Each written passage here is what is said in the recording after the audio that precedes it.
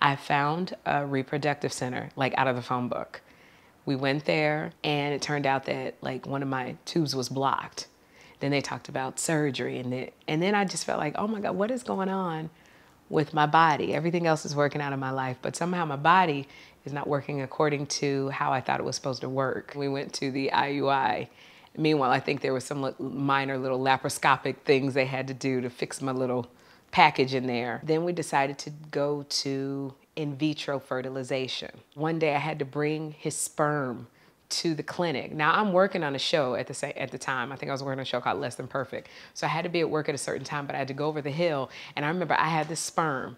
This was like liquid gold in this bag.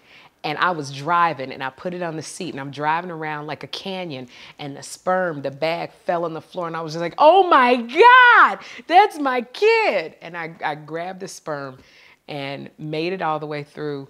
And they had a special entrance you could go through. You know, no, I guess, I don't know, nobody wanted to be seen. Like there were celebrities that would go through this back door and I'm like, I know you on that show. Oh my God, I'm such a fan. And then they had to tell me, Sherri, you can't do that. You can't be telling everybody you know and want to take a picture. But I got the sperm there. I felt so happy, got a sperm. And then we went in, they did all of the stuff. I woke up and then they told me that I think I had 7 good embryos. They did the little blast after 5 days, 7 good embryos. 2 didn't make it. So by the time I went in and got prepared for the little surgery, they said you have, I mean, science is so great. They said you have 4 male embryos and 1 female. And he said, you know, he told us to go ahead and try 3. The Octomom should have went to mine. Go ahead and try 3. And I'm going, oh my God, what if I have triplets? And he said that, you know, the chances are very low. So we put a girl and a boy in and they both took. I ended up losing Jeffrey's little sister, but he hung on. Oh my gosh. And I was on bed rest for most of my pregnancy. And I had an amazing group of women.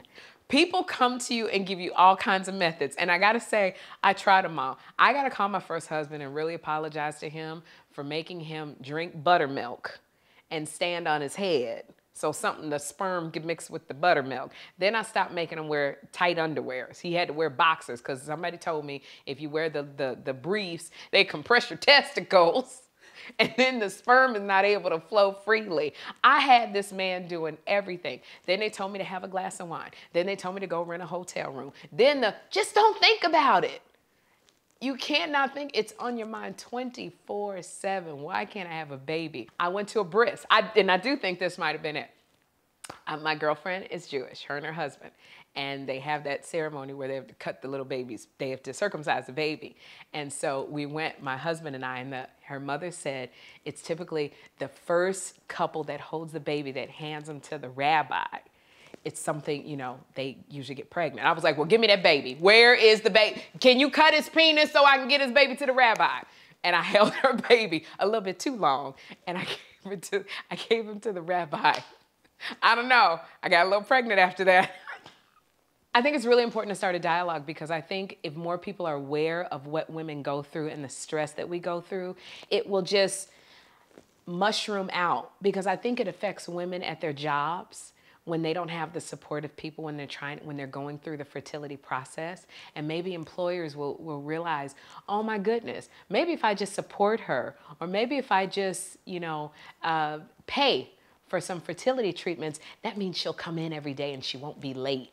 You know, and I'll get a really effective worker. So I think we got to talk about this because a lot of people they're not aware and they don't know. And I don't think people realize how the severity of it with some of us because we never talk about it. All right, everybody, I have shared my truth about trying my IVF journey. So I'm really looking to hear from you now. You can click on the link at the bottom and look at other people's story about their trying for truth. I want to hear your story. Come on, join this journey with other people. All right, we're here for you.